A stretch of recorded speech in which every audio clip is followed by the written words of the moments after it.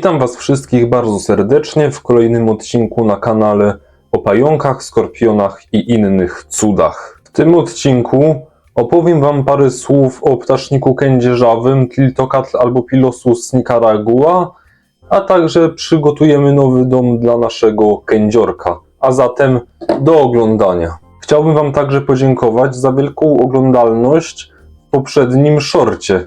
Dotychczas shorty zbierały po kilkaset wyświetleń maksymalnie, a ten ni z gruszki, ni z pietruszki w ciągu 16 godzin, może nawet tylko 15 godzin zdobył ponad 1800 wyświetleń w momencie nagrywania. Nie wiem jak jest później, ale jest to naprawdę wielki sukces, za który Wam bardzo dziękuję. Od niedawna polska nazwa tego ptasznika to czarnawiec kędzierzawy. A dlaczego? A to zaraz powiem. Jeśli chodzi o nazwę rodzajową czarnawiec, to jest właściwie bezpośrednie tłumaczenie z nazwy naukowej Triltocatl. Nazwa ta jest zlepkiem dwóch słów z języka Azteków nahuatl. Pierwsze słowo to tlili, czyli czarny w tym języku, a drugie to tocatl, czyli w tym języku pająk, czyli możemy tu mówić o czarnym pająku. Natomiast nazwa gatunkowa to zlepek dwóch słów łacińskich. Alba, czyli biały, i pilosus, czyli taki włosy. Zatem jakby tłumaczyć to dosłownie, powinniśmy tłumaczyć białowłosy, jednakże polskie tłumaczenie przyjęło inną formę, mianowicie kędzierzawy. Niegdyś ptasznik ten należał do rodzaju brachypelma, jednakże w 2020 roku został przeniesiony do osobnego rodzaju właśnie Triltocatl wraz z 6 innymi gatunkami, w tym dawną brachypelmą vagans, czyli ptasznikiem czerwonoodwłokowym. Przy ocenie nazwy tego pająka bardzo przydatne również będzie opisanie jego kolorystyki. Jest to pająk raczej ciemno umaszczony w kolorach szarości i brązu, które wzmacniają się w późniejszych wylinkach bliżej dorosłości.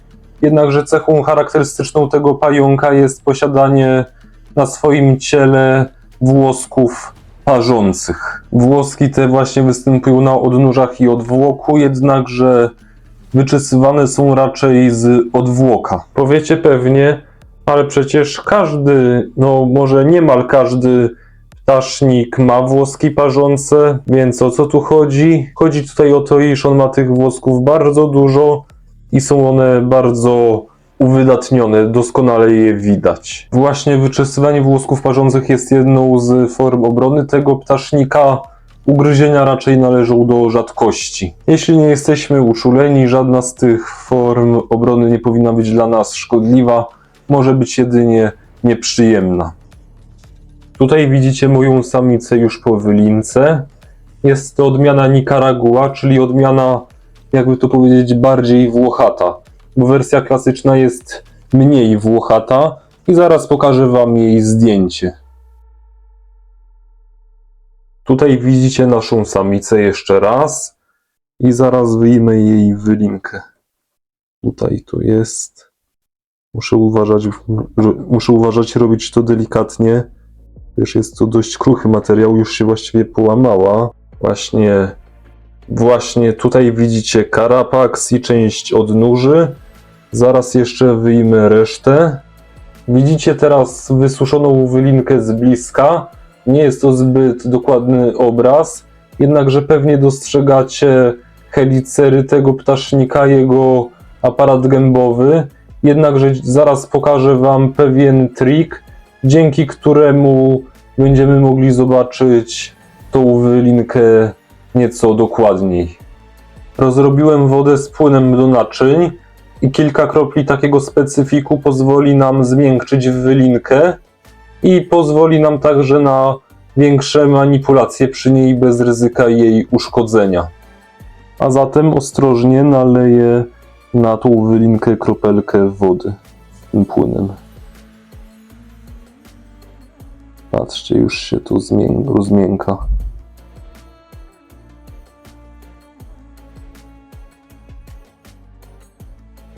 Powolutku. Rapax.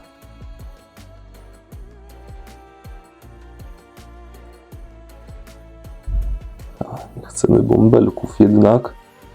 Zaraz to rozwiążę. Może tak, żeby nie moczyć pensety w tym, bo to by mogły być problemy potem. Tutaj widzimy wewnętrzną stronę wyrinki, czyli tą stronę, która była od strony ciała pająka. Tutaj właśnie widzimy carapax od strony wewnętrznej, czyli, że tak powiem, głowę ptasznika. Widzimy, jak to wygląda, jak wygląda ta struktura przy ciele ptasznika, a nie z zewnątrz. Tutaj widzimy pazury jadowe pająka, jego helicery. Są one co prawda niewielkie, jednakże po moich działaniach jest je widać. Kiedyś jak pająki będą większe i wylinki będą większe, to będę mógł Wam pokazać te struktury nieco dokładniej. Zastanawialiście się, dlaczego nigdy nie karmię pająka w ciągu kilku dni po wylince? A to dlatego, iż jego pancerz jest miękki i owad by mógł stanowić dla niego zagrożenie, mógłby ranić, a nawet zjeść pająka. Poza tym w tym czasie pazury jadowe pająka są miękkie i nie byłyby w stanie skutecznie przebić pancerza owada. Poza tym mogłyby doznać pewnych uszkodzeń w tym momencie. Przyszedł czas na karmienie naszego ptasznika. Może w końcu zobaczycie ją w akcji. Już podaję jej ofiarę, takiego karaczana, i patrzmy.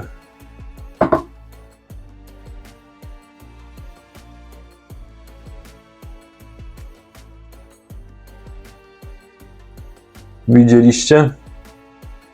Właśnie byliście świadkami polowania mojego ptasznika Piltocatla albo Pilosus nicaragua. Wytyczne co do karmienia są klasyczne. Młode osobniki co 2 dni, większe osobniki te dorosłe co 4-5 dni. Ptasznik ten jest kojarzony przede wszystkim z Kostaryką.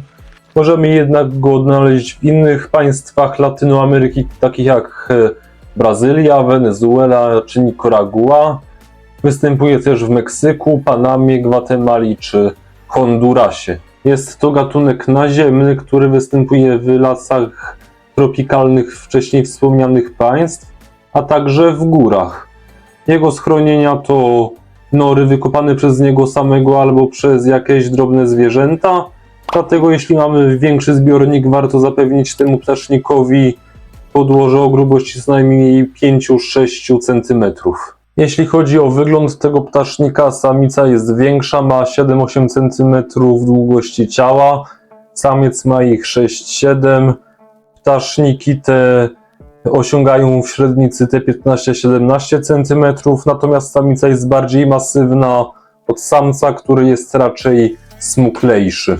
Ptasznik zostanie umieszczony w pojemniku o wymiarach 15×10×6 cm, podobnie jak w takim była umieszczona Chromatoperma cyaneo pubescens. Przejdziemy do przygotowania podłoża, przygotowania terrarium dla naszego ptasznika, większego terrarium. Wysypiemy mu trochę specjalistycznego podłoża dla ptaszników. Będzie miał teraz jego grubszą warstwę, gdyż jak wspomniałem, lubi się zakopywać. Może to też być torf, zwykły kokosowy. To jest już nasza preferencja. Co do wilgotności, powinna wynosić 60-75 stopni. Najlepiej jest to zorganizować w ten sposób, żeby ptasznik miał gdzieś suchy kąt, gdzie będzie mógł sobie wybrać, czy będzie chciał być w miejscu suchym czy wilgotnym. Temperatura w naturze wynosi nawet 27-33 stopnie, zatem jest to duży przedział temperatur, w którym ptasznik żyje. Jednakże najlepiej jest, gdyby miał 25 stopni. Już opowiadałem o tym na poprzednich odcinkach, ale przy 21-23 stopniach także sobie poradzi. W nocy temperatura może wynosić 18-21 stopni Celsjusza i to też nie jest źle. Jeśli chodzi o ptasznika kędzierzawego, to nie ma potrzeby umieszczania roślin w jego terrarium, gdyż gatunek ten lubi sobie urządzać je po swojemu, to też roślinkę niekoniecznie może spotkać dobry los. W zbiorniku tym umieszczę ten oto kwiat lotosu, a także nieco takiego mchu, ale chyba mniejszą ilość, o to będzie wystarczyło, to ujmę wtedy, patrzcie, i jeszcze kilka listków do terrariów tropikalnych. Nie ma tu też za bardzo co szaleć, nie jest to dalej zbyt wielki zbiornik, natomiast już będzie lepszy dla naszego ptasznika. Patrzcie, sypię tych listków trochę. Będzie miał naprawdę ładnie, ale jak zawsze tu mówię, to jest kwestia dla naszego oka, ptasznik tego do szczęścia nie potrzebuje. Co prawda nie udało mi się nasypać 5 cm podłoża, już jest to dalej za mały zbiornik, jednakże jest już tutaj grubsza warstwa, to też myślę, że ptasznik jakąś dziurkę będzie mógł sobie wykopać. Jeśli decydujemy się na oświetlanie, powinno ono trwać 8-12 godzin dziennie, natomiast jeśli chcemy ogrzewać pająka, to unikajmy jakichś kabli grzewczych albo mat grzewczych, gdyż jest to ptasznik kopiący i taka forma ogrzewania może być dla niego zabójcza, gdyż jeśli będzie chciał się schłodzić, to zacznie kopać sobie norkę i zamiast znaleźć sobie jakieś chłodniejsze miejsce w tej dziurze, to trafi jeszcze w miejsce gorętsze. Zatem nie warto tego robić, warto używać innych form ogrzewania. Zwilżę jeszcze jego terrarium, stosując wcześniej wspomnianą zasadę, tak żeby miał trochę suchego miejsca. Myślę, że będzie już w porządku. A zatem nadszedł czas na wprowadzenie ptasznika do jego nowego domu. No chodź, malutka. Już cię wprowadzam. No wchodź.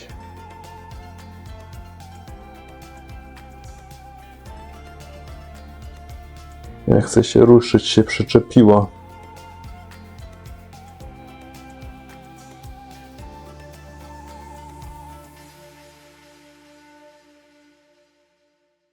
Weszła.